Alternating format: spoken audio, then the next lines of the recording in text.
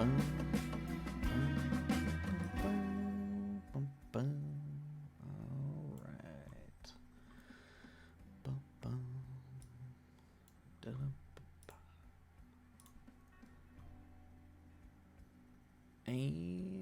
here we go. Hello, everybody. Moon Runes, Cryptid, Ghostly. Hello, everybody. How goes it out in internet land? It has been a hot minute. Missed you all terribly. How's everybody doing? Sensei. Ghostly, hello. Moon Runes, hopefully you all are doing well, doing great. It's freezing and raining. Oh no. Oh, I mean, it is that time of year. It's been like 6 days straight of rain here, which I love, but yeah, where you're at, the freezing and the raining is probably a lot more intense than here.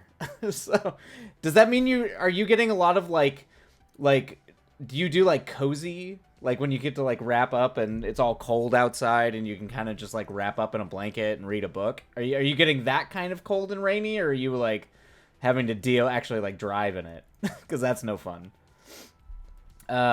You look great, old man. I'm glad to see the light and those glossy eyes. Thanks, Ghostly. I'm still very tired.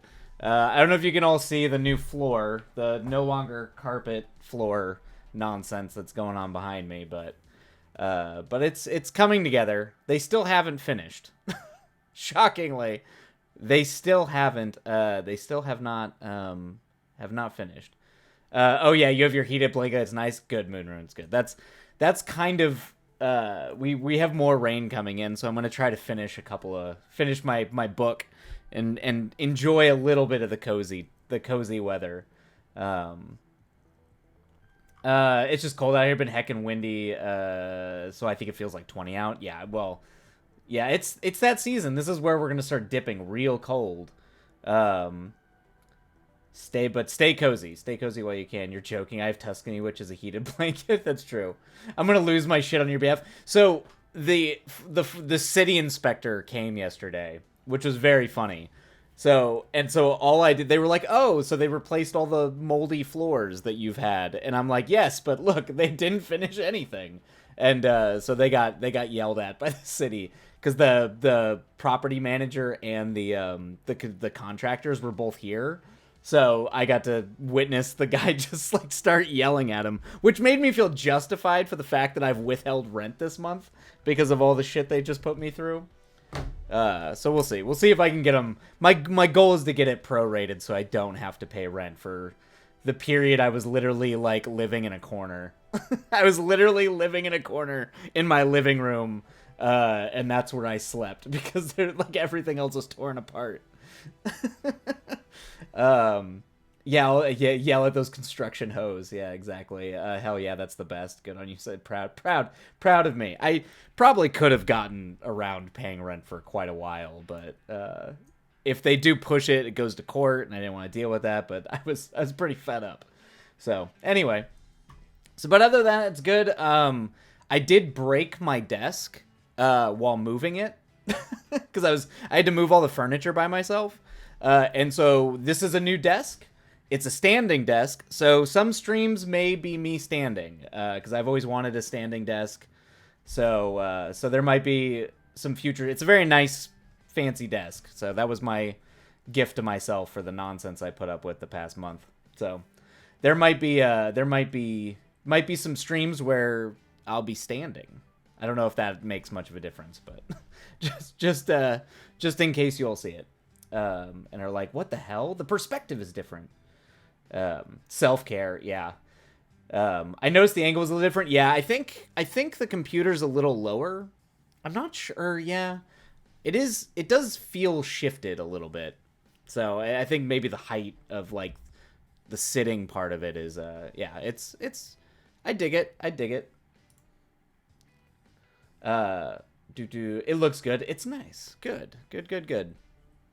But yeah, so back at it, and hopefully it'll be regular streaming schedule, at least until I go visit family for the holidays. It should be smooth sailing. I don't foresee anything coming up that's gonna throw it. So it'll be nice to kind of get back into the words. I have not touched words in over a month, so I am very behind on everything. All the vibes, twin. Okay, Ghostly, you gotta. What is twin? What is okay? Yeah, you've dropped twin a couple of times. You must explain the twin thing. What does twin mean? When you keep saying twin, is that like a buddy? Is that the new version about buddy? Like you're my twin kind of thing? I'm trying to figure it out. And you're oh, it's a callback to the bear hat. That does track, Cryptid. And now you're doing D&D. Yes, so I am so unfortunately I won't be able to be writing oh wait, hold on, wait. Sensei, I was talking to my mom about cameras, and I want you to know I referred to you as the old man, and she knew who I was talking to. Oh shit, that's funny, Ghostly. I'm glad that I'm glad your family knows me as the old man. This is I mean, so the term in Chinese for teacher is Lao Tzu, which or Laosher, which is Lao Tzu means old man, and then like I think Lao Tzu Laosher means old teacher. And so if you want to call me old man, it's perfect. This is it fits. I mean, I guess it's kind of the similar thing as sensei. Sensei is just the Japanese version. It means like bestie. Okay, yeah. We're in sync. It's like Gen Z slang. Got it. Twin. I figured that's kind of what it was getting at. But the bear hat also does make that funny. They know you as several things: screenwriter friend, sensei, and the old man. All right, I'll take it. All of those I'd say are screenwriter friend is a little too. That's like I don't know. It doesn't roll. It doesn't have like the same vibes I feel like as sensei and old man, specifically old man. Honestly, if you just refer to me as the old man, I'm good with that.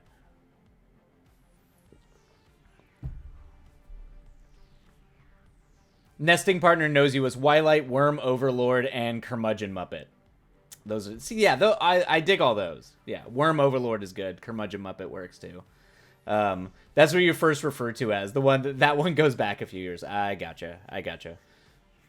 But Sensei, Sensei, which I found out she also loves that fucking Mario movie. It is apparently in the house. Oh shit, you have the Mario Brothers movie?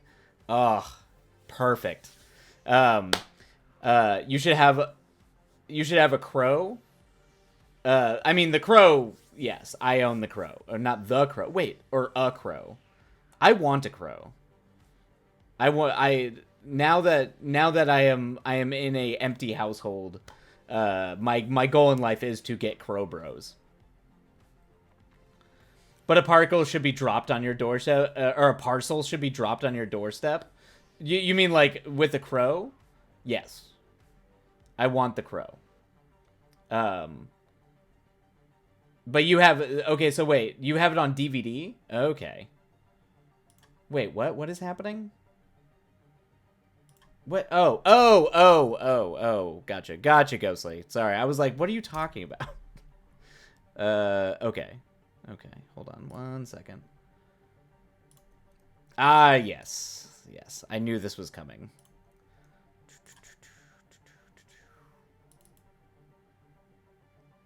I will never... Ghostly, I've like ruined it. I will never be mysterious and playful again. I literally thought we were talking about Crow Bros. I did not make the leap. That's on me, Ghostly. That's on me. I did not make the leap. I did not make the leap. Oh no. All right, so we are reading for the first sprint we'll be reading Ghostly's adaptation of my film The Blue Devils. That's very is going to be on the sprint early today. This was a thing Ghostly has been working on that I don't. It's a ghostly adaptation of a horror drama that I wrote. I guess that is what that is what we're starting the day off with. Oh boy, it will be a sprint of less of less. It'll be. I'm very excited for this. To be to be honest with you, or a sprint or less. Gotcha. Yeah, It's 17 pages in screenplay format. It's pretty. Should be pretty chill. I can't imagine. Yeah, I think that's the thing that makes me laugh the most is that this is for a script that Ghostly has not read. That I don't think Ghostly could get through this script, honestly, but it's very funny that Ghostly is writing an adaptation of it.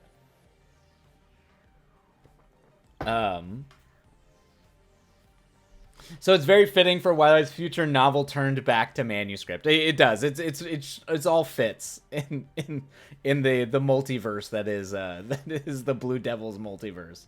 And Ghostly, I think mine is better. I'm sure it probably is. You could be looking into the future. I mean, this could wind up being the next major blockbuster. Who knows? I'm mostly just excited to see how unhinged this gets. Is really what I'm looking forward to. It's just the pure magical unhingedness of this. The long telephone game of screenplay to book to screenplay again, exactly, and the major transitions therein. All 17 pages, such a blockbuster. Hey, back in the early days, in the silent days, some of those 17-minute and 5-minute movies were huge. Those nickel pictures, as they would call them.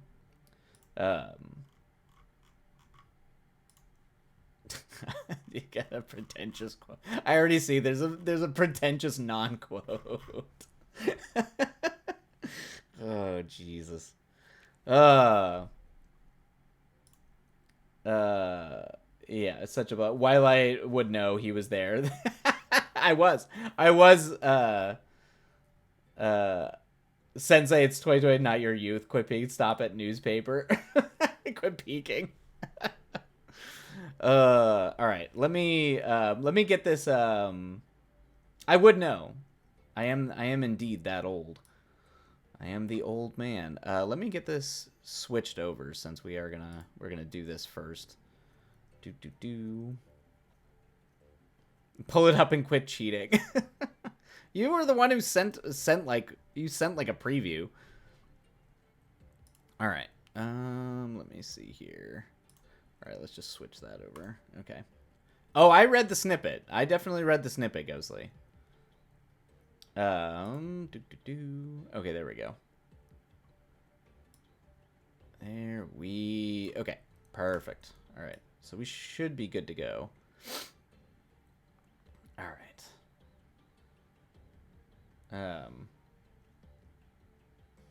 Well, you never said anything, so I don't know. Thank you. I'm funniest. I knew I would have to comment on it on stream. I figured Ghostly, you would appreciate an on-stream comment, versus a reaction on stream.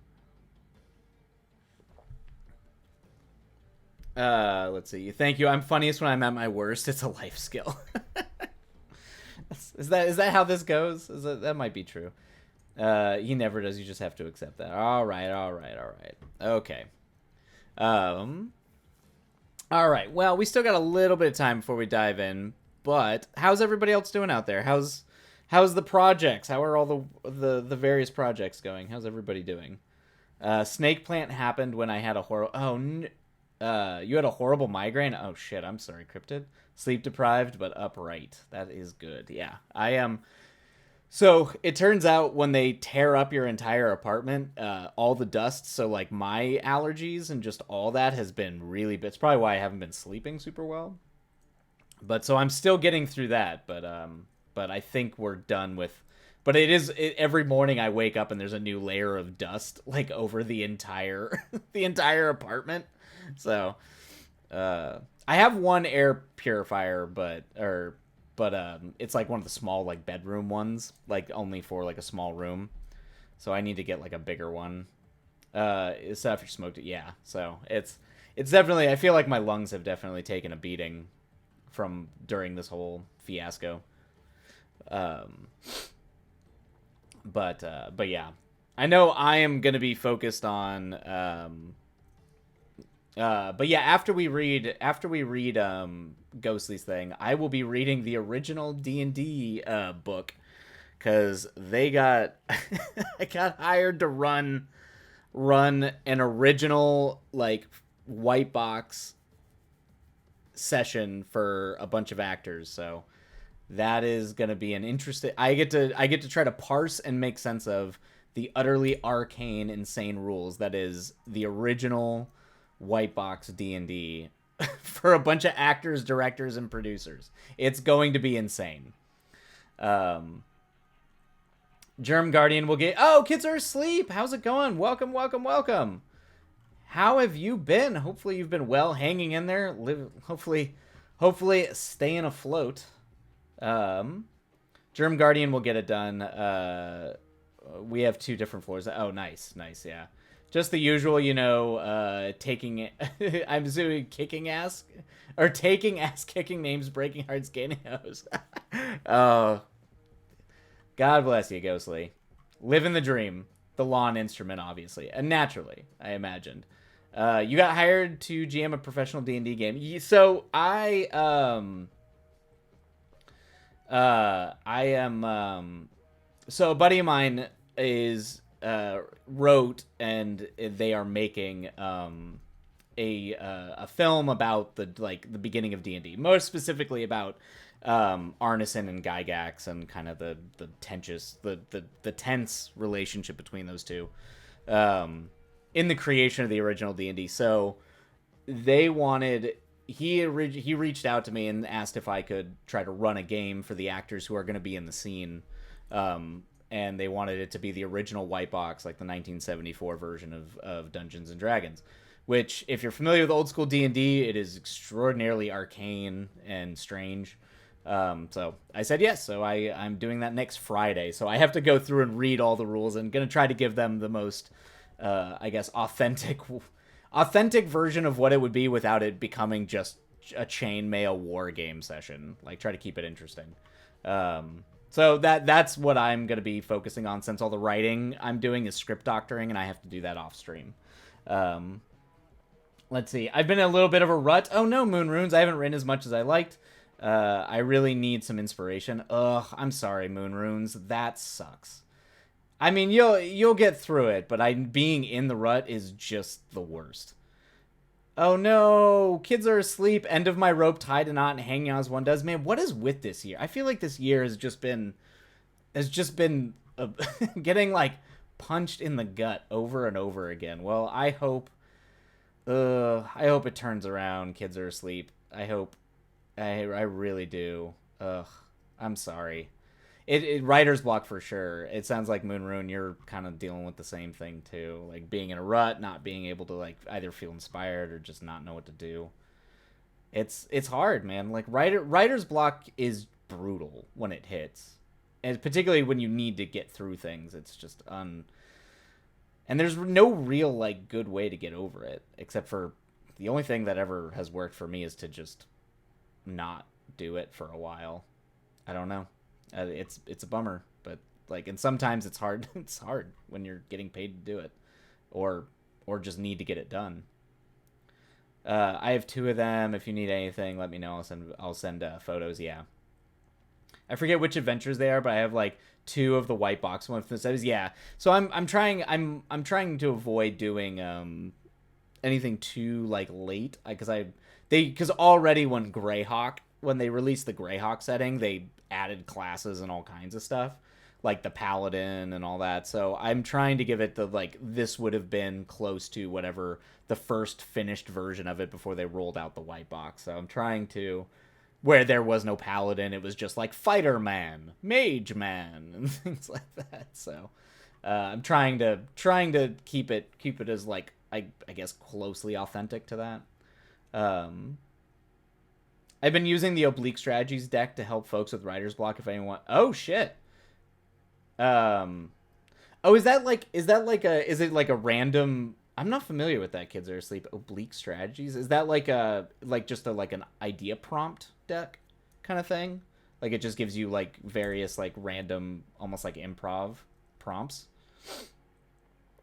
2025, a real razor scooter to the ankles. Yeah, yeah, for real. Y'all, the advice of a 20-year-old who's clearly lived enough life to impart wisdom. Elders, have you tried taking acid kicking names?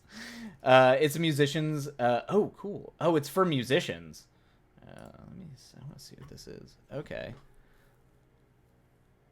Over 100 worthwhile dilemmas is a card-based method for promoting creativity, created by Brian Eno. Oh shit. Okay, and Peter Schmidt in 1970. Oh man, I'm gonna have to check this out. I had no idea about this. The Kids Are Asleep. This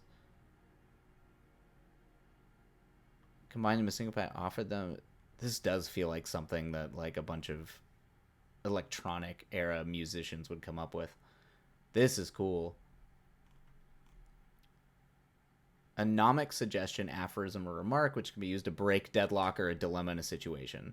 A few specific music composition, others are more general. For example, use an old idea, state the problem in words as clearly as possible. Only one element of each kind. Okay. Oh, and they have a virtual version? Okay. Oh, nice.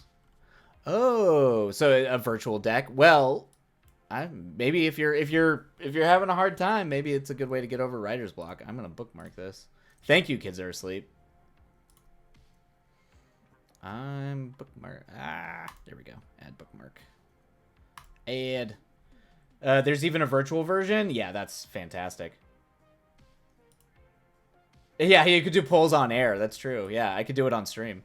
Anyway, that's bookmark. But sometimes, like, depending on what's causing the writer's block, it could also, like, I know I don't work well if I'm depressed or just feeling like a general malaise. If I'm just kind of feeling down, or like low energy, sometimes that's enough to completely derail me. It's like not even I'm out of ideas. It's just the world's imploding or something like that, you know? But if you are struggling with ideas, that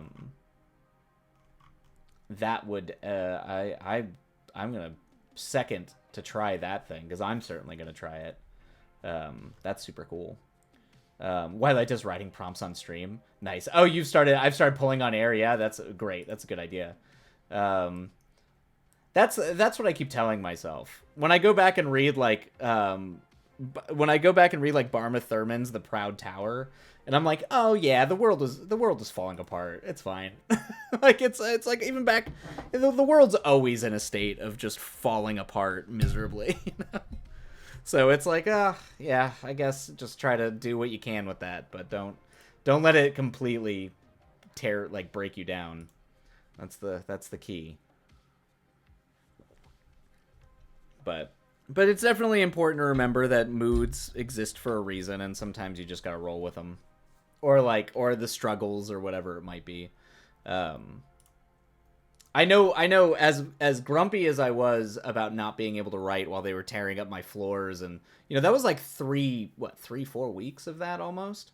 I actually, just by finally being I am not gonna, I can't get any work done in this situation, blah blah blah. And completely just removed myself from even trying to get any work done. I actually I had 3 eureka moments just during those 3 weeks that actually got me pretty excited again, and one that completely took me by surprise that I just would not have expected to happen. So sometimes if you just are able to walk away from it, and just take a few deep breaths, sometimes inspiration strikes. I never would have thought it, but it does happen. At least fire keeps your feet warm. Exactly. Yeah, there you go. The fire keeps your feet warm. Take care of yourselves and make much better art for it. Exactly. Yeah. We are not robots. We are not machines. Do not force yourself to continually produce for the sake of production alone. But we all, acknowledging we all got to do what we got to do to pay our bills. But exactly. The break has been one of the best choices. I'm really glad you took a break, Ghostly. I'm really glad you did it. It seems I'm glad it's worked out well, and you're and you're feeling good about it. Yeah, I'm pretty happy because that is a lot of days to put on yourself, a lot to put on yourself to write every day like that. So hopefully now you have a little bit more freedom to play, um, and to just take your time and live life. All right, where are we at here? Should we run ads? Should we run ads and then dive into Blue Devils, the rom com, the rom com adaptation of one of the bleakest scripts I've ever written? uh, and that'll be our first go at it. All right. Yes. Run ads. I've got tea, so I should be pretty good. All right. I'm going to. I wrote the script in 3 days, missing a day in between. I wrote about 1,000 words each. Sit down and enjoyed it. Since when? That's what matters, Ghostly. It's about the joy. It's about finding joy in what you're doing. So as long as you're finding the joy and it's not like crushing you to do it, then it's good. All right, I'm gonna go get water, just so I have it. And then we'll go ahead and get started. I have so many windows open on this computer. Good lord. All right, I'll be right back.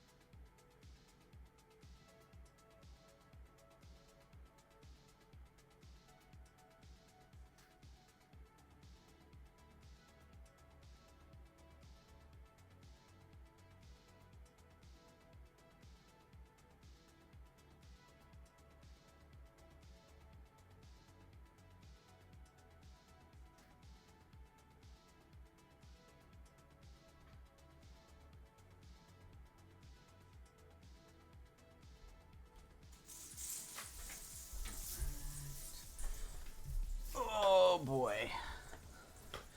All right, where are we at? Okay. Oh, let me switch the music. Oh, oh yes. Mm-hmm. What is even what is even happening?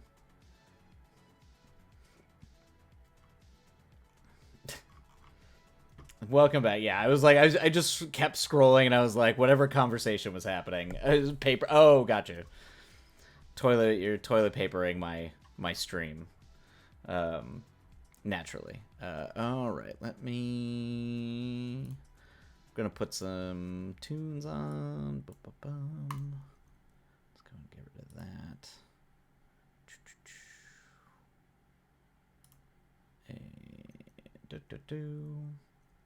The cascade was very self-explanatory, was it? The cascade of toilet paper. Who could possibly stop this? Oh boy. Ah! That's very loud. Alright, well, we probably don't want Goblin for a rom-com.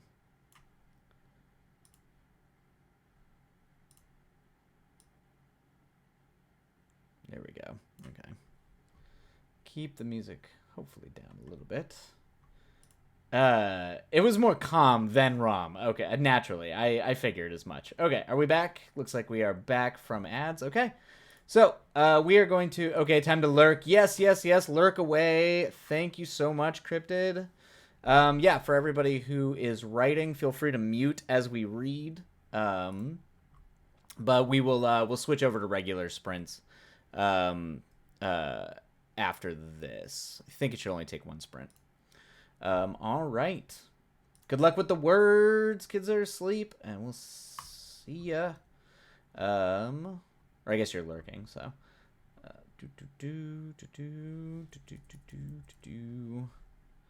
Let me see here. Wait, what did I do? There we go. All right. Okay. All right. All right. Okay. There we go.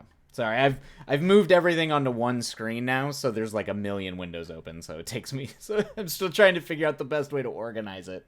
Because the computer does seem to run better when I only have one screen. I'm starting to think that might have been part of the problem. One stream would just suddenly crash. All right. Let's get to it. All right. Oops. God damn it. Keep messing with the music. All right. Blue Devils, the rom-com or the com strike through the rom. Oh, did I? Oh, thank you. Thank you. I forgot about the timer. Timer. Got it. Got it. All right. Okay, there we go. All right. Ghostly. Okay. Fine. Good lord. Yeah, I that was the whole reason the timer needs to be run is just so Ghostly can wipe the floor with me when it comes to the timer. Okay. All right. Blue Devils, the rom-com, or the com, written by Ghostly and Graves. Jesus. Okay. If you seek answers from a blind man, you get solutions with no eyes. If you go to a sick man and ask for inspiration, he will give you bleak ideals. But if you go to the poison well they both drank from, you will have new and worse problems. Fyodor Nietzsche, The Art of War. I mean, there's a logic to it, Ghostly, for making up just a nonsense wisdom. There is a logic to it. It works. Or The Art or War. Oh, good lord. It's a Fyodor. Okay. All right. Deep thoughts. Deep thinking, Ghostly. Exterior forest trail. Early evening. In uncoordinated stride, a high school boy wanders down a trail just off a public park, looking for something. Virgil. All right, we got Virgil. 17, still not comfortable in his own skin and deep in the throes of teenager hell, pauses before picking a direction off trail and going for it. You need to tell me how bad my formatting is. It's not too bad. It's. I mean, these are too far spaced apart, but other than, I mean, that's fine. So far, this formatting's fine. Oh wait. Still not comfortable in his own skin and deep in the throes of teenager hell. Pauses before picking a direction off trail and going for it. He carries a plastic grocery bag containing mysteries. Oh. Sneakers not meant for hiking stop at a seemingly random spot he looks unsure about. Virgil kneels on the ground and sets down the bag, pulling out his phone. A WikiHow article fills the screen. How to summon and communicate with demons. We see he has other tabs open, such as how to ask out a girl and how to ask someone on a date. Oh, this poor kid. Oh, I'm sure I'm 100% a wiki. There is a WikiHow for how to like. There's a WikiHow for everything. I'm not shocked by that. I'm pretty sure there's a bunch of like Evangelion specific WikiHows. He fumbles around drawing a crude pentagram in the dirt that somehow only has 4 sides. Oh, he's definitely fumbling this. That's just 2 triangles. It's got to be just 2 triangles to give it 4 points. From the plastic bag of mysteries, he pulls out a bottle of Blue Devil head gasket sealer. Oh boy. So that's where the Blue Devil comes from, huh? Okay. Clear blue liquid smears and washes out the symbol. A lighter sparks up and ignites a bundle of weeds that's supposed to be sage, but in actuality are weeds from his backyard. You know, he's being industrious. Virgil looks back and forth between his phone and the bundle in his hand. With a breath and a decision, he drops his phone and starts to wave the incense over the sigil. He closes his eyes and begins to mutter, Convoco apes plenus? Caption, I summon the flat bees. Virgil, aduvame prohibere celeris infantes? Help me stop the fast children. I need to know that term right there. The captions are incredible. Oh, that's funny. He struggles before giving up. Virgil, fuck Latin. Hey, Blue Devil. I'm Virgil, and I'm summoning you to make a deal. I feel like this is how Ghostly talks to, like, I feel like this is how Ghostly, like, talks to anybody. Like, the pretense lasts for about 2 seconds before it's, hey, asshole, I'm doing this thing. Do this thing. Virgil makes a face and groans, his eyes still closed. Virgil, this isn't a job interview, dumbass. He sighs and drops the bundle of, he sighs and drops a bundle of burning sage to his side. Well, no comment. Virgil, what the hell am I doing? This is fucking stupid. Disembodied female voice from somewhere behind him. Ah, but you were doing so wonderfully awful. Disembodied male voice. And we were so close to being summoned. Virgil's eyes peel open, and he spins on his feet, now facing 2 blue devils. You know what's funny? Ghostly already succeeded in the #1 note that I would get from people reading Blue Devils, which is, there are no blue devils. Ghostly has beaten me at this point by putting 2 actual blue devils into the script. Ooh, Aberneth. Abby. Oh. Like that name. All right. A savvy lady devil with entirely blue skin, blue horns, and fit in a blue suit. She acts as the brains and shot collar between herself and Chris. This is why I win. 2 stars. Didn't have a single blue devil. Mm-hmm. With the same blue appearance and dress of Abby, with the addition of broken sunglasses, though also notably less put together. He's her little helper boy. She treats as an equal, and he has no issue with this.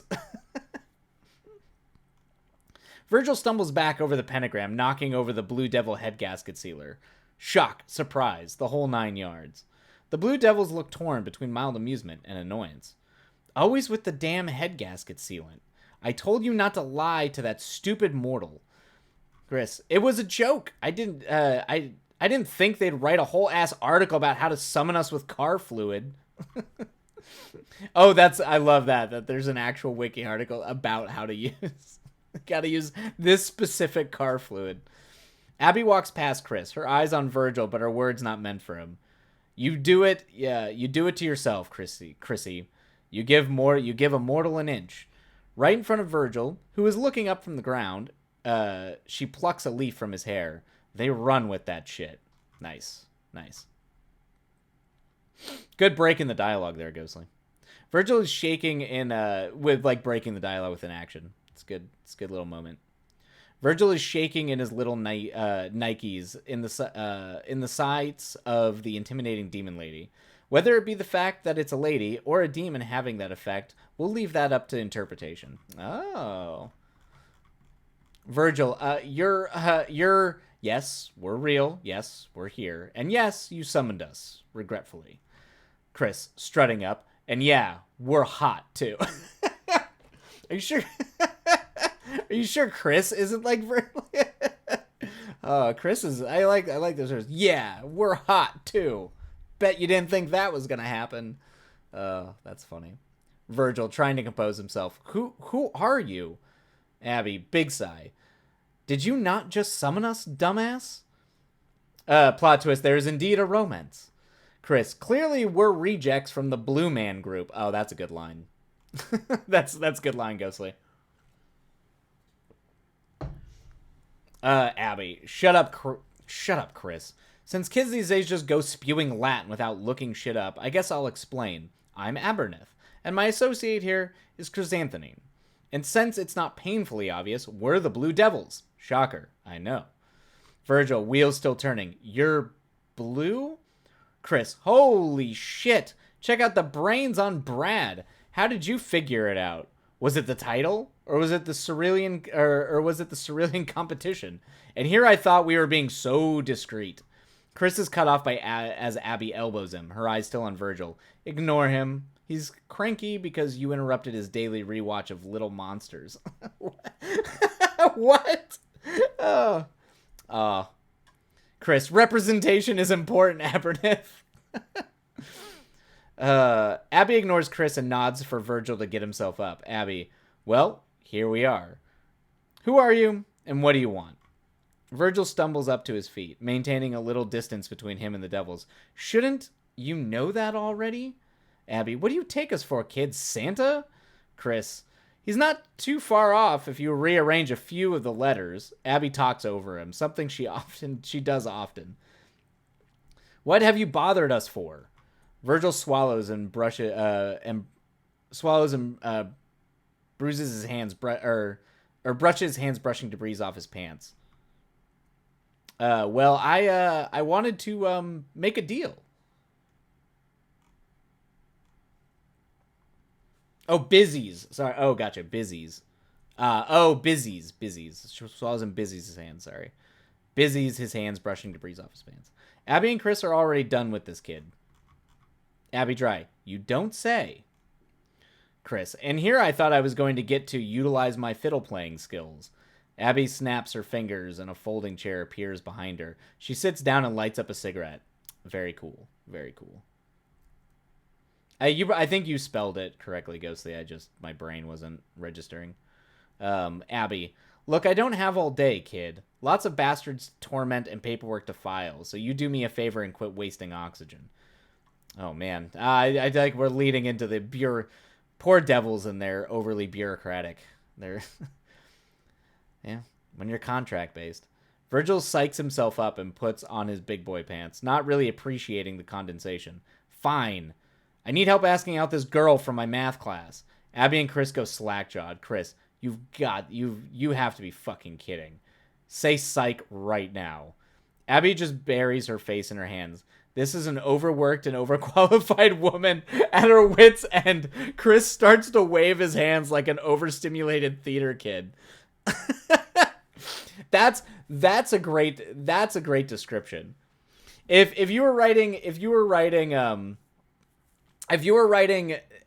the script and looking for a perfect character description, Ghostly, I would put this is an overworked and overqualified woman at her wit's end in her character description.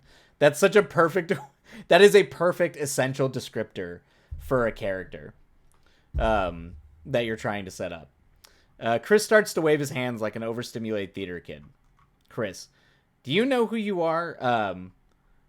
Do you know who we are, kid? You realize you summon demons, right? And for what? A love potion? A pep talk? We've made deals with kings to win wars and politicians to not go to jail. And you want us to help you ask a girl to prom? Chris continues to pace and make a real Shakespeare play of it.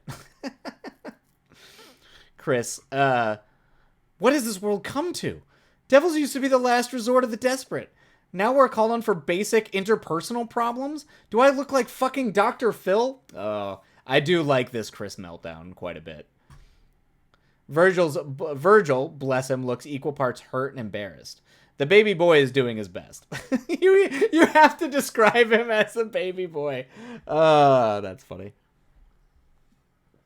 She's got some fabulous descriptions. I'm sure. Yeah. Virgil, the baby boy. I'm legally obligated as as a predicate. The predicate for Virgil is baby boy. Abby snaps again, but this time duct tape appears over Chris' mouth, Beetlejuice style. Nice. I like that. I like that little snap, little slapstick there. Abby, without looking up. Enough, Chrysantine. Sit down. I'll take it from here. Abby stands from the folding chair, looking tired but reluctantly patient. Chris frowns at being silenced, but does not argue as he sits in her chair and pouts about it. Abby picks up the Blue Devil car fluid and examines it. You said your name was Virgil, yes? Virgil nods, a little defensive after being bullied by Chris. Abby looks from the bottle to the poorly done sigil. Well, Virgil, you clearly put forth the effort, so tell me what exactly you're looking for, and why is it so important? Virgil digs at the dirt with his shoe, like the scamp he is.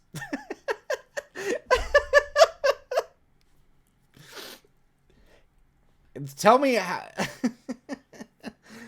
You can tell the author... you can tell the author loves the character Virgil. Like the scamp he is. He literally just a boy. It's adorable. It's very, very funny. It's adorable. Virgil. I don't know. I guess just the guts to talk to her. It's so stupid. Every time I try to walk up and say something, I clam up. She probably thinks I'm a creep or something by now. Virgil pounds his fist against his forehead at his own cringe. Chris peels the duct tape half off his face. Chris, so you want guts? Large or small intestine? Nice. Abby casts a glare at him glared at him back over her shoulder to watch Chris grumble something about putting the tape back over his... to which Chris grumbles something before putting the tape back over his mouth. Abby, so you want the courage to talk to this girl? Virgil, ask her out and not make an ass of myself, preferably. Chris, muffled through the duct tape, a tall order.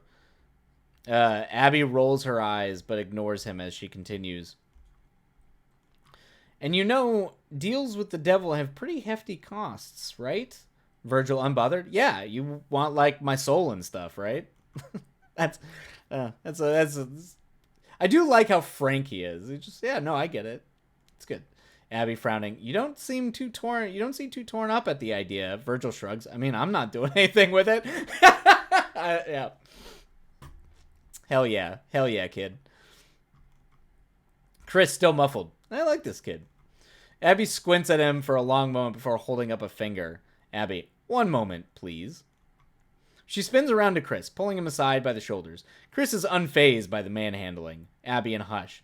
Do you have any ironic deal ideas? Chris, very muffled through the tape. Okay, hear me out. Abby rips the tape off his mouth. Chris, okay, hear me out. Firstborn trade. Eh? Abby immediately regrets asking for his opinion. Do I look like Rumpelstiltskin? Chris slyly. If Rumpelstiltskin was sexy and directed by James... True. Really, literally true. Man likes his blue. So it's a good line. Good line, Ghosty. We watch horror crest over Chris as he quickly ducks to avoid catching a hand to the face. Ghosty, I can retire. I've peaked. Abby, you're so fucking lucky you got me for a team lead. Anyone else would have you reported to HR by now. Chris hops back up unbothered, swiping a hand at the idea. Push. Hell resources love me. We skip back over to Virgil as he watches the not-so-hushed exchange. Entirely, the team lead line. Yeah, it's a good one. Entirely at a loss. Abby, focus, Chrysantine. I will allow you one more chance to make a decent suggestion before I revoke your talking privileges. I see that little homage, Ghostly. Chris, all right, boss. How about a foreskin deal? We haven't traded services for foreskin in ages. Hell's Retail. Yeah, Hell's Retail. Oh God. Abby blinks at him. She should be used to this by now, but he never ceases to be disappointing. Abby, we haven't done a foreskin trade since 14 BC. Do you not read your D-mail, your devil mail? Ghostly. Good lord. Chris, I have a D-mail? Abby takes a deep breath before turning away from Abby. We're doing a soul deal. It's easy. It's classic. I am a delight. Thank you. I mean, this is very funny. Abby starts back to Virgil. Abby starts back to Virgil. Chris is quick to pursue. Chris, aw, come on, Abby. Soul deals are so basic. What's so wrong with the firstborn idea? Poor Virgil is equal parts confused and concerned as he watches the interaction. Abby and Chris continue to act as though he cannot hear them. Abby, who's to say he will even have a child? Mortals aren't reproducing anymore, and even if they were, would you really want the child of that? That's so mean. The firstborn isn't even good enough. Like, you see where that kid came from? I don't know if you want that. She gestures at the very aware Virgil, who waves uncomfortably. Fair enough. Abby turns her full focus back to Virgil and continues like you heard none of their very public conversation. All right, Virgil. For our intervention into your romantic endeavor, it will cost you your eternal soul upon your death. Do you agree to these terms and conditions? Virgil swallows. Is he having second thoughts? The flick of resolve in his stance says no. Virgil. All right. Deal. What are you going to do to help exactly? Chris scoffing. Smart kid.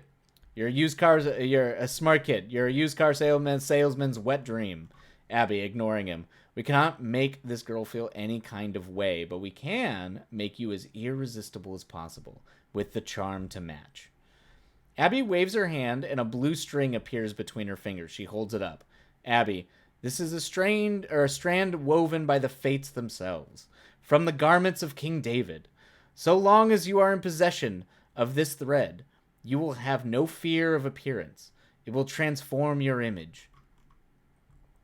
She offers him the thread. Virgil hesitates for a moment before slowly taking it from her into his palm. As soon as the thread is out of her hand, Abby plucks a hair from Virgil's head. This whole time, Chris is beyond confused in the background. Oh, what the hell? Abby, what from hell, actually? Oh, what from hell, actually? Good lord, Ghostly. She examines the hair before tucking it into her chest pocket. Abby, that's a deal, kid. I give you something tangible, you give me something tangible. Virgil rubs his head, his wounded spirit easing as his focus shifts to the thread in his hand. Virgil, so with this string, I can ask out Tiff? Abby, knowingly, you can ask out whoever you want with that thread. Virgil beams quickly, tucking away the string. Virgil, sick! Thanks, Blue Devils! I gotta go find Tiff. See you when I die, I guess. I do love how blasé Virgil is about this. See you when I die, I guess. This deflates Abby. She just throws up her hands and sighs. Abby, so done. Yeah, sure, whatever, kid.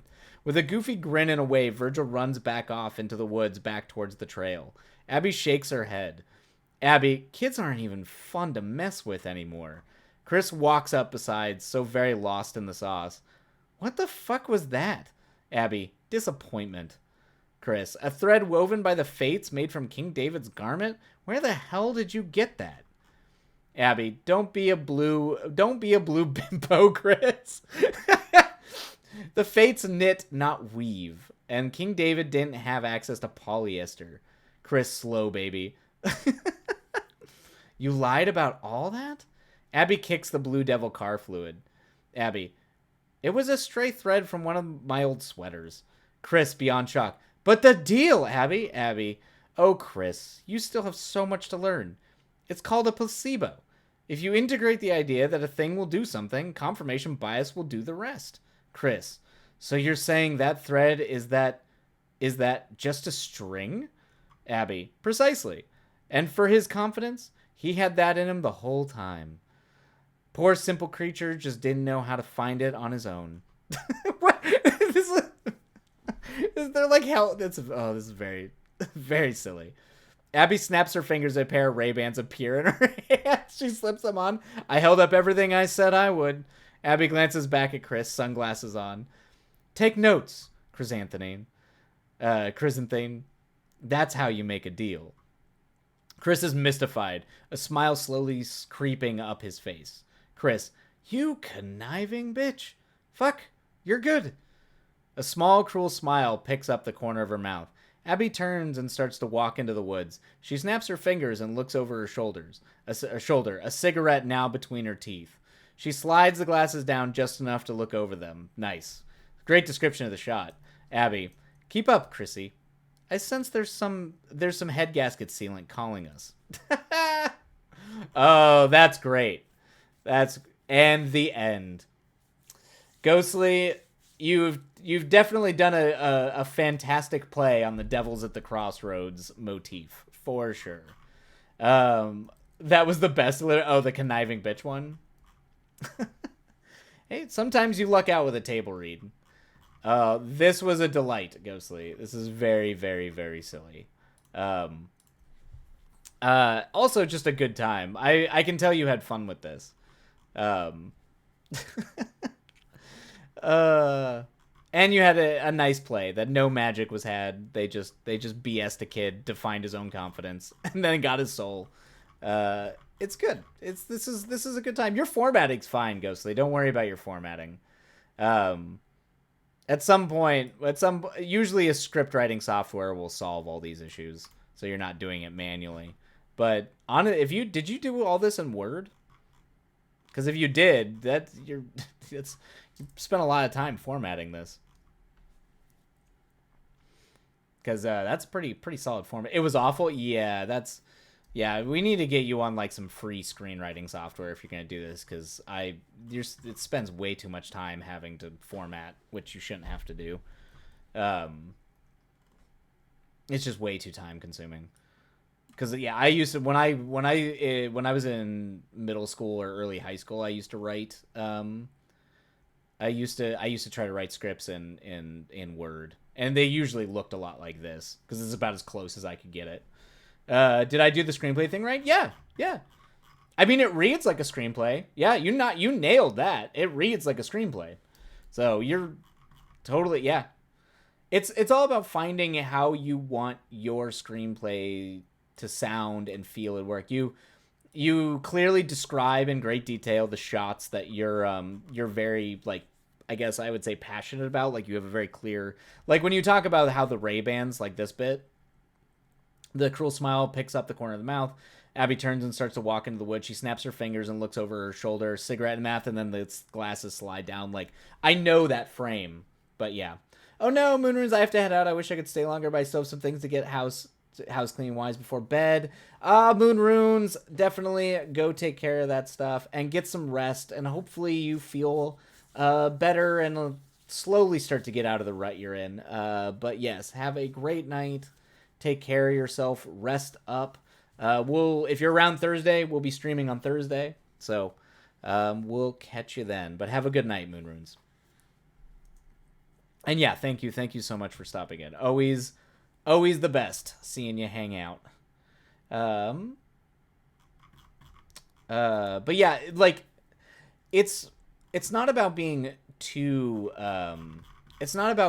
descriptive. It's kind of where you want your descriptions to be and how descriptive you want your scripts to be. Stylistically, the way screenplays have been written change. Like if you read older screenplays, they were way more descriptive than like modern scripts are.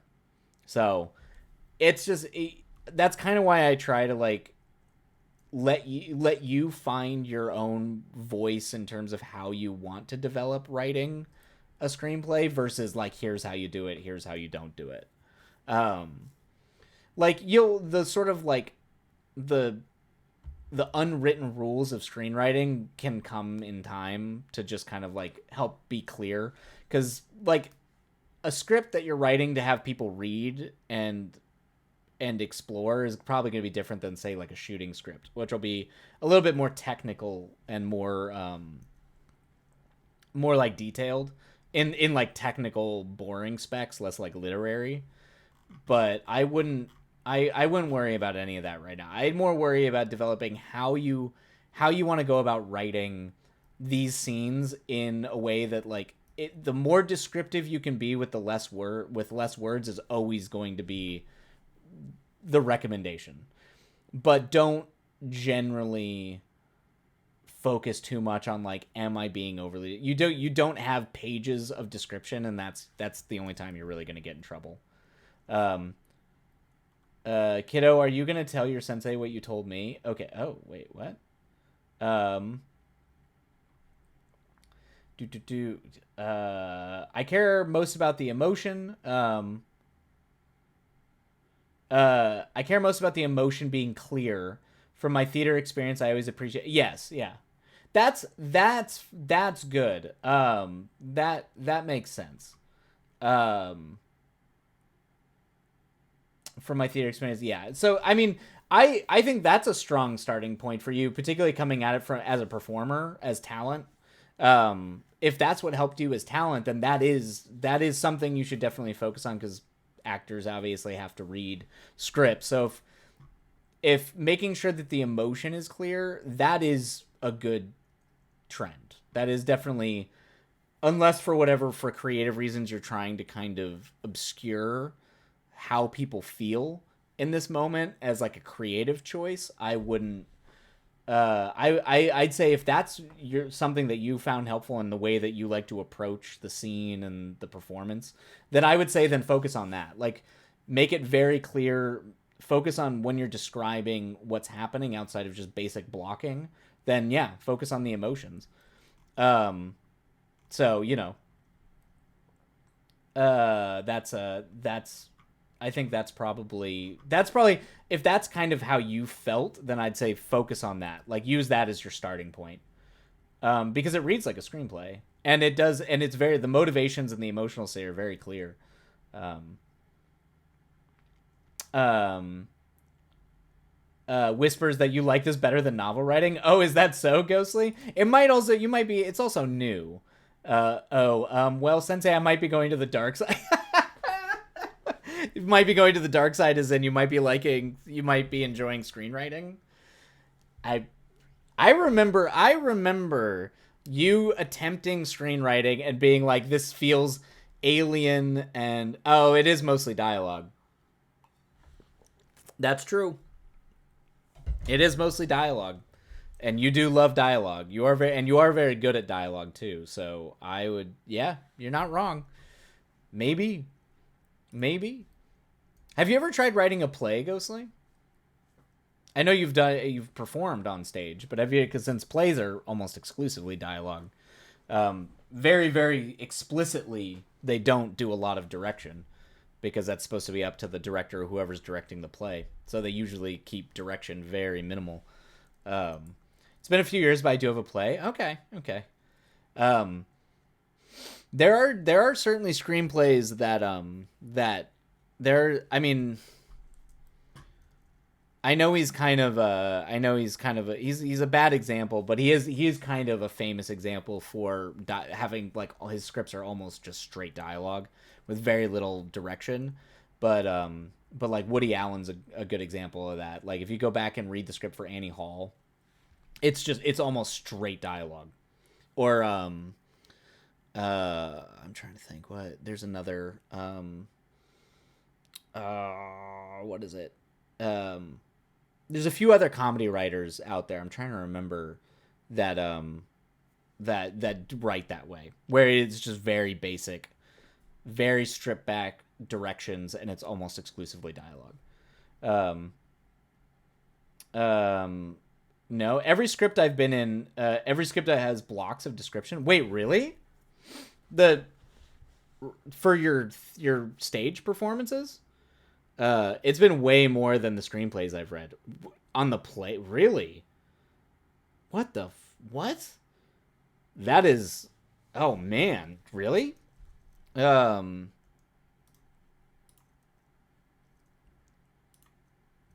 That could be great for. I think it'd be great for a reset. Yeah, yeah. And now that I'm trying to dabble back into novel writing, it's always better, in my opinion, to feel free to try to expand your creative repertoire, whatever it is, to just explore other modes of creative expression and the other forms that they take.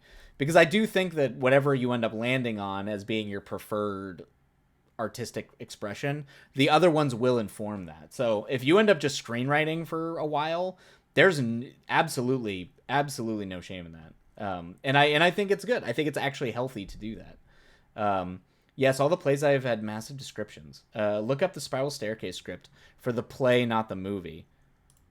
We're gonna switch Sensei. Yeah, I have too many I can't abandon screenwriting. It's too comfortable for me, completely. I am doing a couple of novel projects. So that'll be, yeah. We're switching. I don't think I'm ever gonna be as quite as novelesque as you were, or still are. But I don't think I have it in me to be quite that. Why not both? Both is good.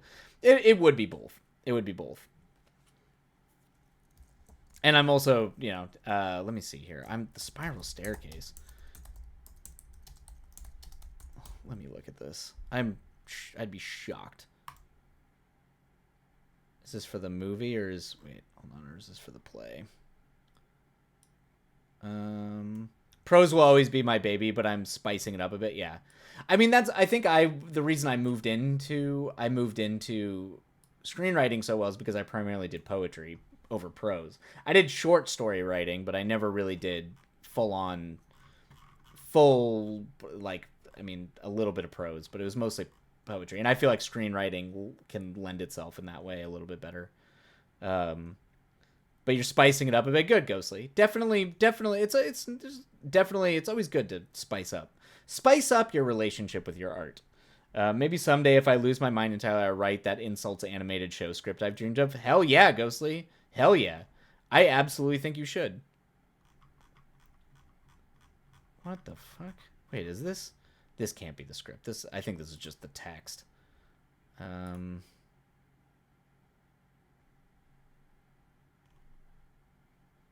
you want me to pay for it? I'm really curious because every play I've ever read has nowhere near as much text.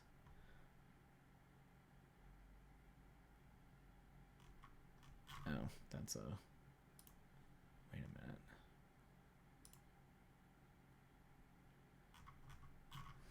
Damn it. It's actually shockingly difficult to find a free copy of the PDF. Or at least a sample.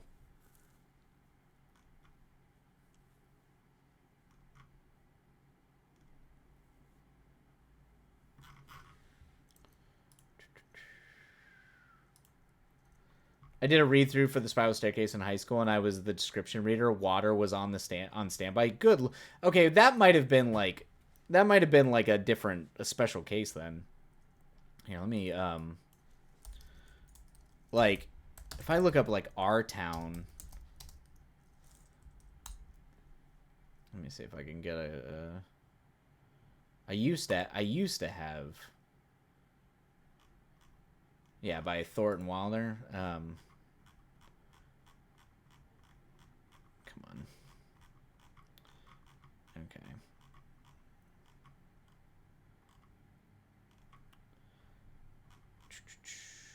Let's see here.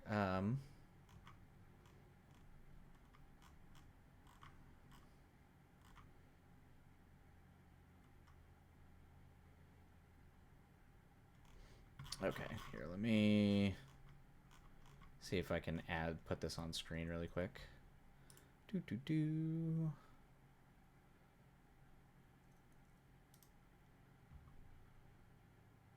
Oh no, that's timer. Whoops. Don't do that.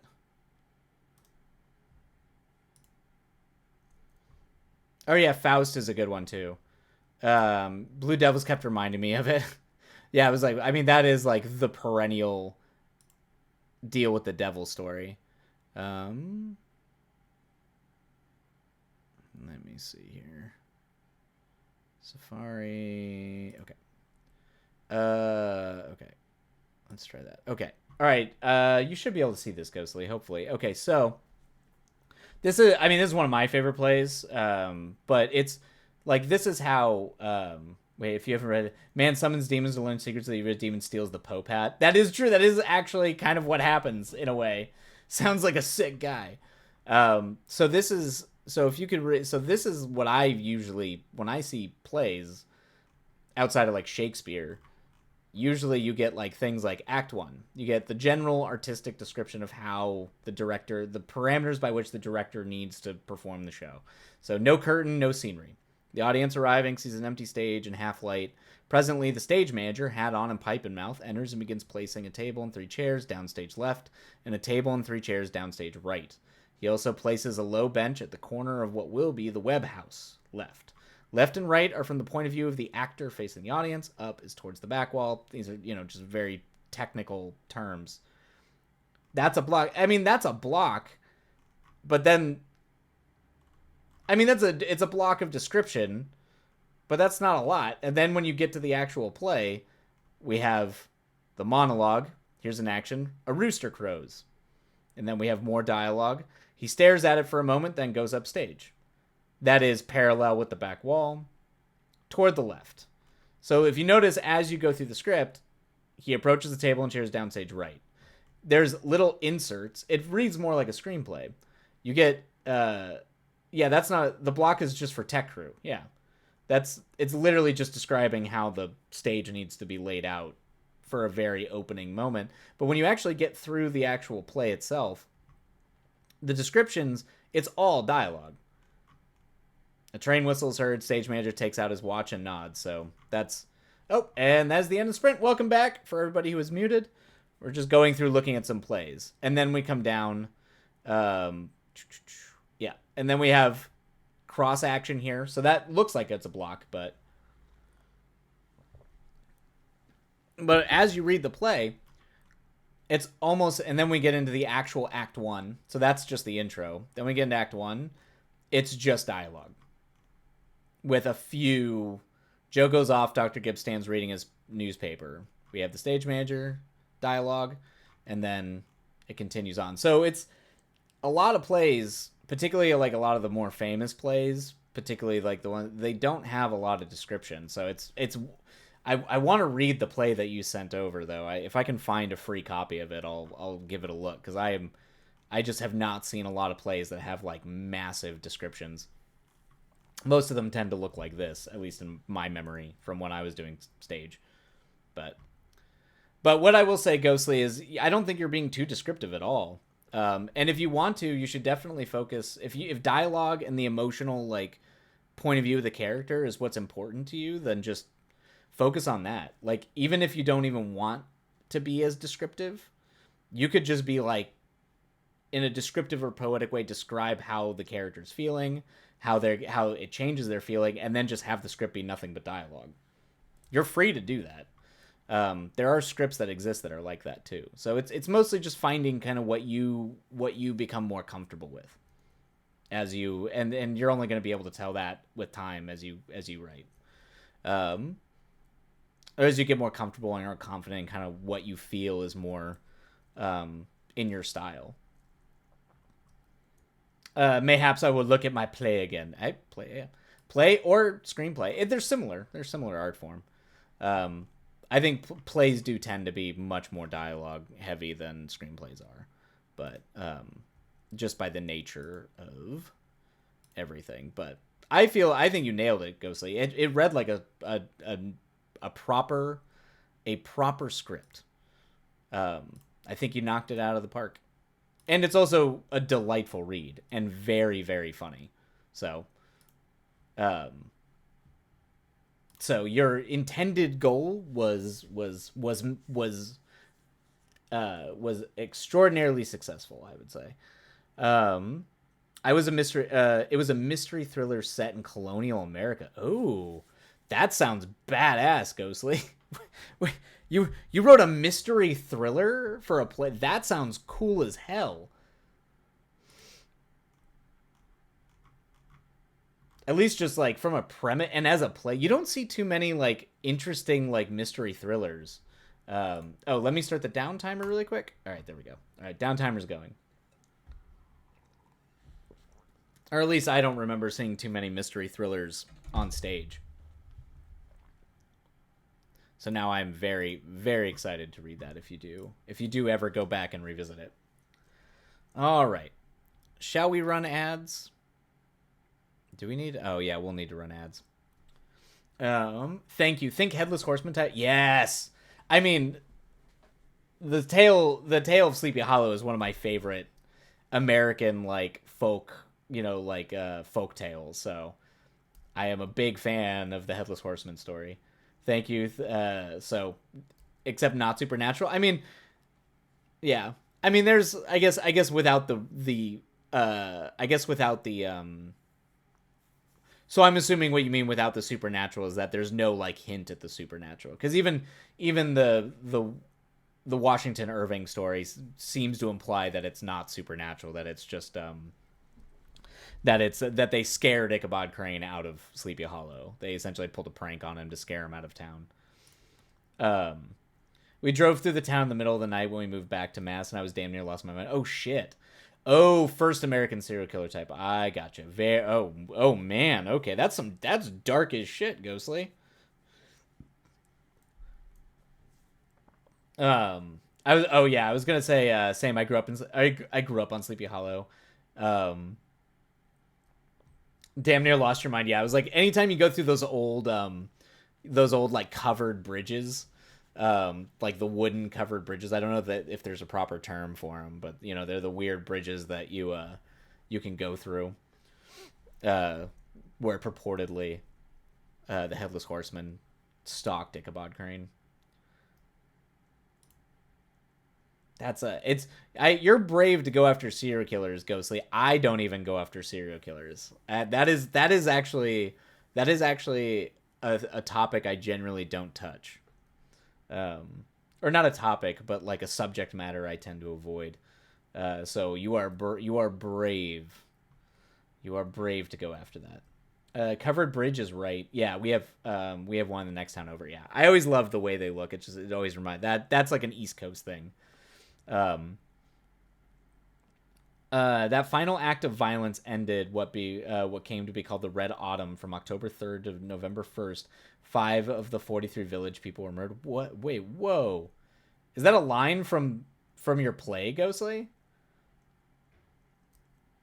I have my reasoning that allows me to write it. Okay, yeah, that makes sense. Yeah, I was gonna be like, that's a dark subject matter. I would not have guessed. Sorry, that's cool. Yeah, that's always a good. That's a good. Yeah, that's a good way to start it. That's a great line. It's a great opening line, Ghostly.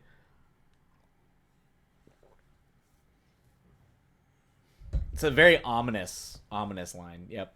5 of the 43 people were murdered. I can definitely see performing that having someone perform that on stage. It's a very aggrandized line.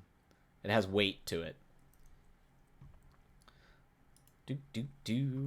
All right. Okay. I'm gonna go ahead and run ads. And then I guess we'll dive on into our sprints once the break time is over. Boop, boop, boom. So go stretch, get something to drink. That's a fantastic opening line. I love a back to the beginning. Yeah, I'm always a big fan. There's that part of me that loves Shakespeare, the star-crossed lovers, like the idea of just laying out. What's gonna happen. Now you just got to see why or how it unfolds. Is more the mystery than like what actually happens. That might be why I have always had like a problem with movies with a twist, the M. Night Shyamalan style of storytelling. I've never been a fan of that thing, and I think that's because knowing the ending doesn't necessarily like. I just don't like movies that are structured that way, I guess. Also, it lends for very bloated final acts, in my opinion. If I remember properly, one of the cruxes was a comment on the sexism of the time and the power dynamics. There's a lot of that, and in the end, shifting them. Oh, interesting. Okay, shifting both sexism and then the power dynamics within like old colonial villages. I mean, Boy, there's a lot of that. I mean, that's functionally that is thematically that is kind of the core of Arthur Miller's The Crucible too, about Puritan, generally the Puritan way that they handled women specifically, and then obviously like mass hysteria and things. I less so much like the power dynamics, but definitely the power dynamics between, I guess, the Puritan overclass and women. Um, that term is a frame story. That term is a frame story. You know where it ends up and how they get there. Oh, okay, I've never heard the term frame story, but that makes sense. Yeah, a frame story. You know where it ends up. It's about how they get there. Um, but yeah, yeah. Ghostly, have you ever watched The Witch, the Robert Eggers movie? I wonder if that might. I don't know if that'd be too scary for Ghostly. Just boring English degree things. I like the term frame story. Um, yeah, because The Witch is a really good kind of Puritan colonial movie. It's not like at all like what you're trying to do with that story, but if you find that period interesting, there's a great movie. The Witch is a great film.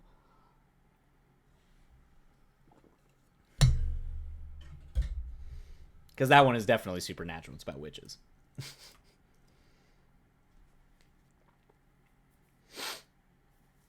Bow, bow, bow.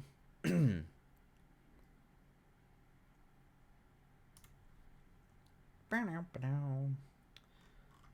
Wait, where is our thing here? Okay, there we go. Are we done? Oh, cool. All right. Did we finish? Cool. Ads are done. All right, so we got about 3 minutes. And if you need setting inspo, I'll take photos next time further east for the more first period homes. Yeah, I was like, Cryptid, you're like right near all that early Puritan stuff. You're in that world. Spoiler, I guess. The main character was a young lady who was a martyr in most senses. Her mother was was an accused witch, and her father ended his life after. Okay, yep. The whole time people are dying, and the local tramp, and mentally unwell. Archibald Grimm is accused and suspected. In the end, it turns out to be Effie. Or is that Effie? I think that's Effie. Going after all the people who ruined her. Oh, I gotcha. Okay, so yeah, it's like a revenge story. That's cool. I like that. I like the idea of a person essentially becoming this my my harakiri. Oh, okay. Very cool. Well, yeah. I'm a fan of that style of storytelling. My harakiri, if you will. Mm-hmm. You mean a someone bent on revenge who was burned by a system going back and slowly trying to dismantle that system and tear it apart? I'm a big fan. Speaking of which, I just recorded the next episode I'm doing with those guys yesterday. I did the new movie recording yesterday for that show. I am indeed.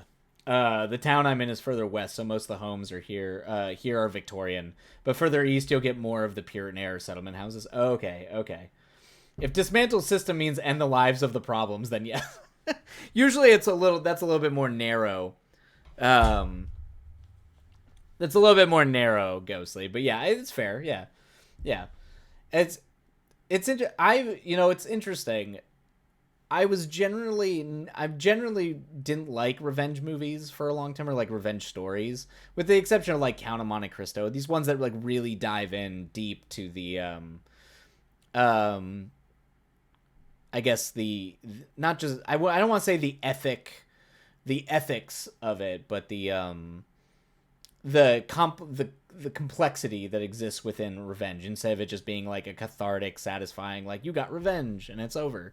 So I do like it if there's nuance there, where they really do try to dive into how destructive and like kind of why, like if it's a broader view of revenge. But if you're trying to write it as like this person is a troubled person who was kind of created by like born out of injustice, having revenge. I'm a fan of that. There's actually a cop movie I'm writing that's a lot like that too. Um, but I think it's I don't know. I dig the idea of it being like in colonial times and being like this revenge story, um, and it like being masked with a witch and giving it kind of that kind of folk magic, even though it's just a person. I dig that. Um, Oh shit, what sad samurai film did you talk about this? So I did not talk about a samurai film. Tell me you talked about Bob Hoskins Mario. I did not talk. One, they've all seen Bob Hoskins Mario, so I can't bring I cannot bring the Mario Brothers movie to them because they both have seen that movie. You can't dismantle the system without breaking a few eggs. That's true. I mean, who said that? Uh I know Ghostly's cry. Ghostly just wants me to talk about absurd movies. Oh, though, before we dive into the next sprint, as part of the this can go down as part of the Wilight Film School of films that were foundational to the Wilight filmography. But there was a movie that I was a really big fan of in high school that was actually shown to me by the illustrious Lonely when I was in middle school.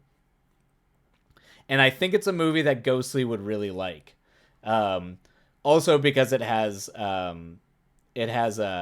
Jeff Goldblum in it, but it is a magical film. It was I still have my button from the club, but it is called Buckaroo Banzai, and his adventures across the eighth dimension. It's a movie that was way ahead of its time.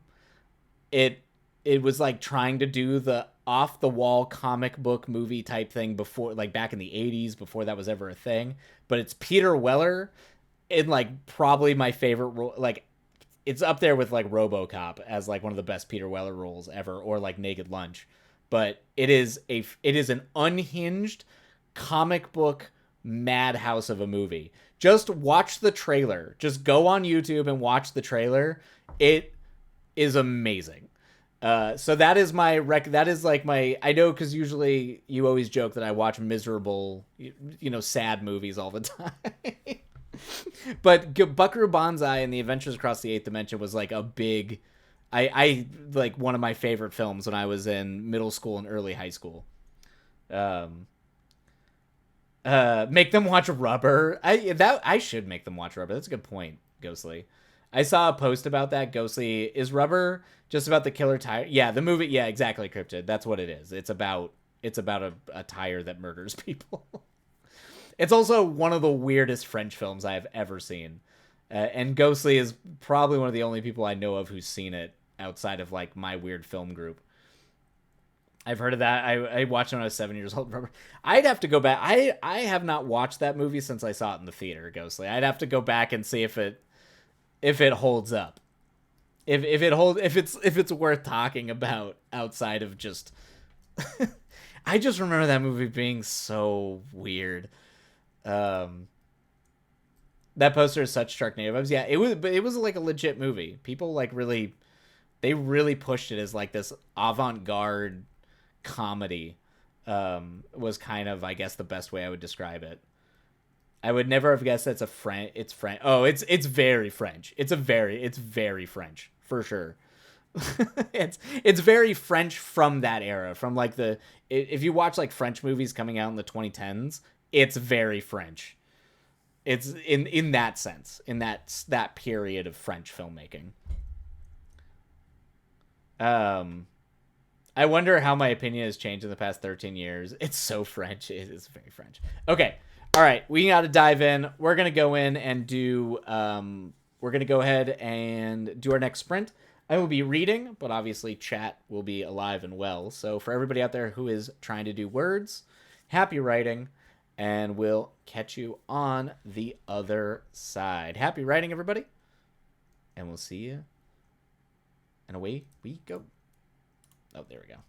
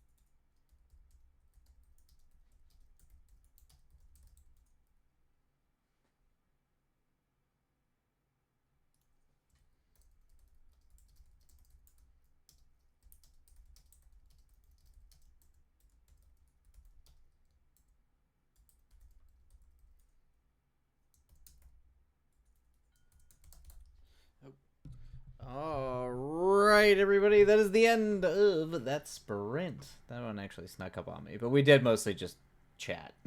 I got like a page read. All right, let's start the down timer, and then we will hang out, and then do our third. We'll probably only do one more sprint. I think we'll do 3 today. Cryptid,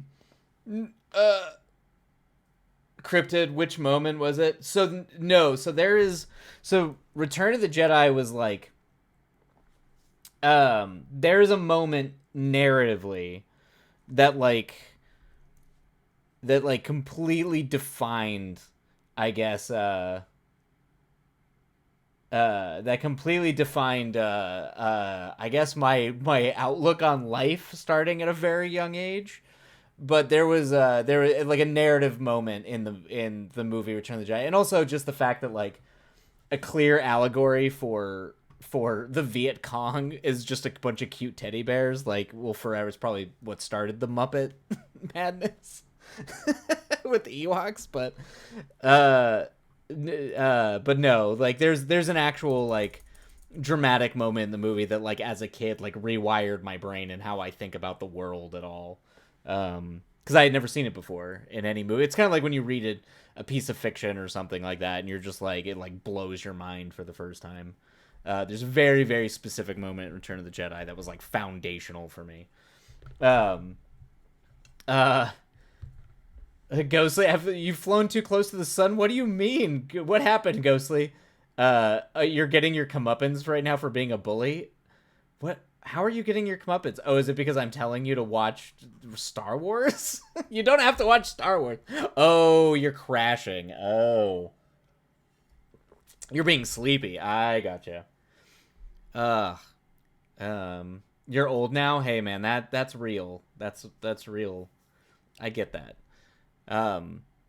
If in the middle of all the AI madness though, you do want help, I do highly hope. I do highly recommend you watch the commercial. There's a commercial director who uploads him directing AI videos through auditions, and it's like it gives me hope in the world. I highly recommend it. I can't remember the guy's name. I can probably look it up. Yes, the ripe old age of 20. Yeah, you're just tired, kid. You could also just be tired. I need to go drink my Ovaltine and lay down. Well, go. You're basically 21 now. Go. Well, if you need to go rest, Ghostly, go rest. Go. You're totally fine. There's no shame in going to bed early on one night. It's fine. Oh God, what happened here?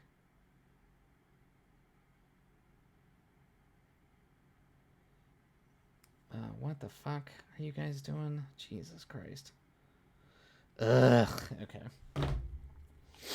No. Oh, you won't be here Thursday? Oh, well, then don't worry about it. I mean, we'll be back next week. Pretty sure we'll be back next week. I mean, I guess that is leading up to like the holidays, so I don't know what people's schedules are because the week after is Thanksgiving, right?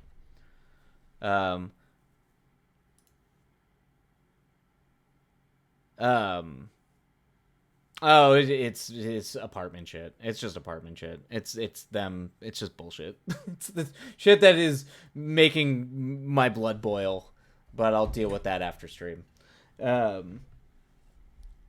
My house will be vacated, so who is wait, who is invading?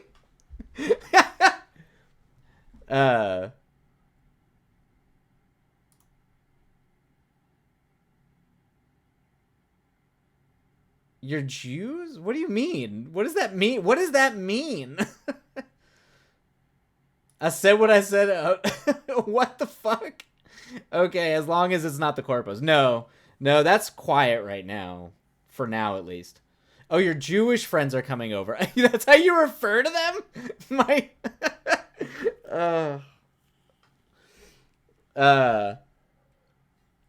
They self-identify as the Jews. I mean, that makes sense. That tracks. That's not surprising. Yeah, they've got a good sense of humor. I know that's what they go. No, I know. That doesn't shock me, Ghostly. Many of my best friends are Jewish. They all have They have a sense of humor about it.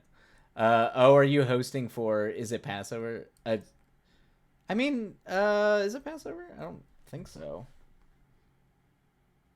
I mean, not quite yet. Um, but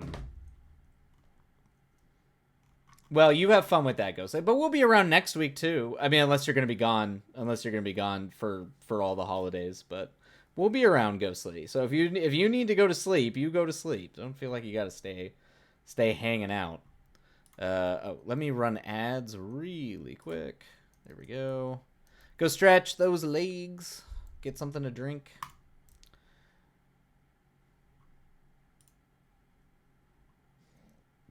I have no idea. The sun sets at 4 p.m. now. What is time? Yeah, it's the that's where we are. I mean, that's where we are right now. The sun goes down. The sun goes down so early. Me and my girl went to trivia night at the local dive, and we make our own team names. And we did a Jew and a Protestant walk into a bar. Yeah, that's amazing. Yeah, it was like Passover's in like March. Yeah, yeah, it's I mean, we should be gearing up for like Hanukkah. Hanukkah will be starting next month, I think. Incredible. That is, yeah, that is it's also a great team name. I'll be here. I don't travel for the holidays, save for the long. Yeah, it's a long drive to the in-laws. Yeah, I'll be here for this one. It's been 2 years since I've seen my mom, so there's gonna be another break in streams when I go travel, to go up to the mountains, see my mom. She's just coming over because my family would be out of town. And I don't like being alone. Oh, nice. Okay. Oh, that's good. I'm glad you're someone who's gonna come over and help hang out and keep you company. That's a good time. Back to the desert. No, no, no, no, no, no, no. My mom lives in the mountains, up in Wyoming / Colorado.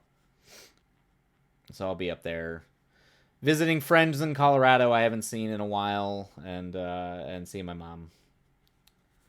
That's lovely, Ghost. You can have such a nice time. Yeah, that's cool that you have friends that come over and hang out with you during when folks travel. That's cool. That's the cold. It is. I do prefer to go up there when it's very cold. You might get to enjoy the snow a bit. Yeah, if it snows. Sometimes it's just ice. Sometimes it's just cold and ice. But usually I get one good snow day in when I'm up there. Um, Do some Blue Devils novel research. Yeah, I mean, usually, like if I had the time, I would probably go up there I would go up there um, and like actually write it, like do the first draft while I was up there if I had time. We'll see. It kind of depends. I mean, if next summer is as slow work wise as it was this year, I might actually go up to Wyoming during the summers next year and go help my dad with some stuff. But we'll see. Oh, Sensei, look for bear beanie. Oh yes, I will look for the bear beanie. I will try to see if I can find the bear beanie. That's how he replenishes for the new year. That's the secret. That's the trade secret. Twin. We'll see. We shall see. All right, I'm gonna go get water really quick before we dive into the last sprint of the evening. Um, and then we will get started. Also, go get water. Thank you, Ghostly. All right. Okay, that's tea. That's fine. No, we did ads. Ads are good. I rolled ads. Ugh.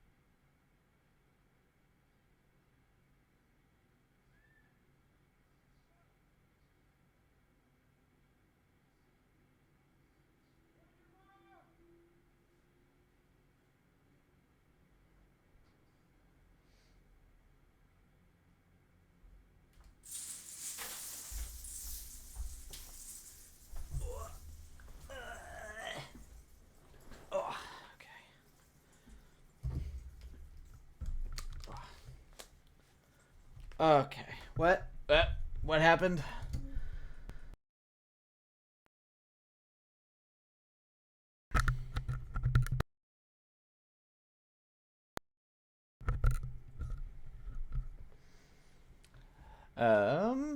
Means oh cute. Wait, since I have acquired another sacred object. Oh no, what did you what did you get, Ghostly?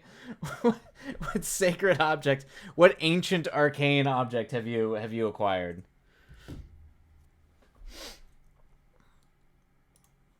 Okay, let me.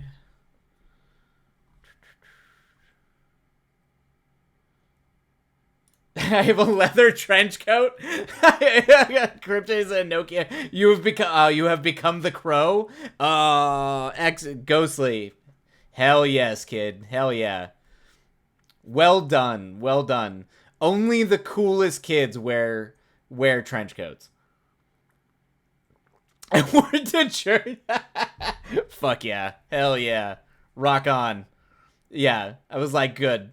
Very badass. As it should. I mean, trench coats always look very badass. So, I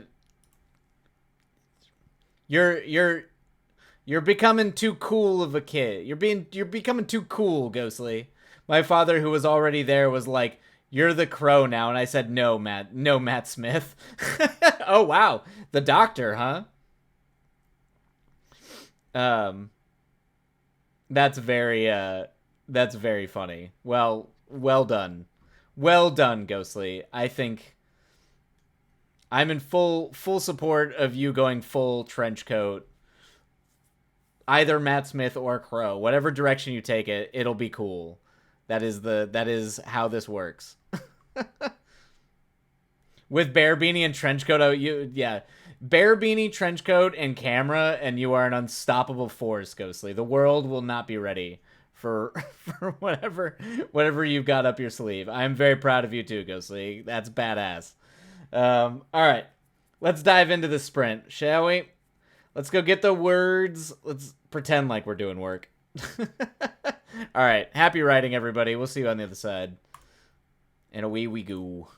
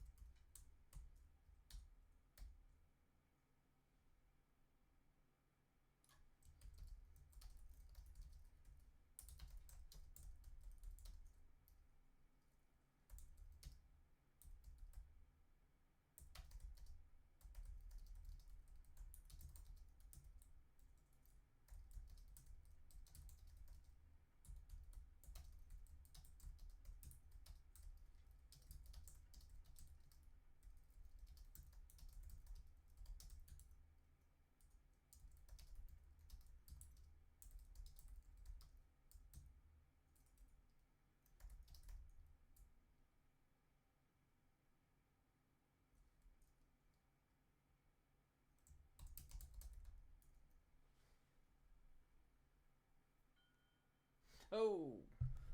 Oh, snap. And there we go. That is the end of that sprint. Wild. That snuck up on me. All right. Well, I was snuck up upon. Very, very fun. I gotta tell you, man, reading this like stuff by Gygax and Arneson, it's very funny. It's very wild. Some of these things do crack me up a little bit. Like, it's some of the way they ruined it. Yeah, I like some of the way they phrase things just crack me up here. Like when it's like preparing for the campaign. Here's how to land a map. And then when this task is completed, the participants can be then allowed to make their first descent into the dungeons beneath the huge ruined pile, a vast castle built by generations of mad wizards and insane geniuses. Poetry. Cracks me up. Anyway. All right. I hate my brain. You know the 1111 make a wish thing? My number dyslexic ass is always like, oh, it's 9/11. Make a wish. Make a wish. That's very funny, Ghostly. You should absolutely. That's somehow better though. No, Ghostly, don't make a wish. My brother and I used to make that joke all the time. Shared trauma. Yeah. I don't know. That cracks me up. All right, everybody. I think I'm gonna call it for the night. I gotta go make dinner. And continue to organize and put books away back on the shelves and all that kind of stuff. So I will catch you on Thursday. For everybody who can make on Thursday, Ghostly, since you will be out and about, we will see you hopefully next week. Yes, of course. Have a lovely dinner. Of course. Yeah, well, yeah, the kitchen's still a disaster. I'm still cleaning it, but I can actually like cook in it now, which is nice. But all right, everybody. Love you all. Take care of yourselves. Be kind to yourselves. Be kind to others. And we'll catch you all next time.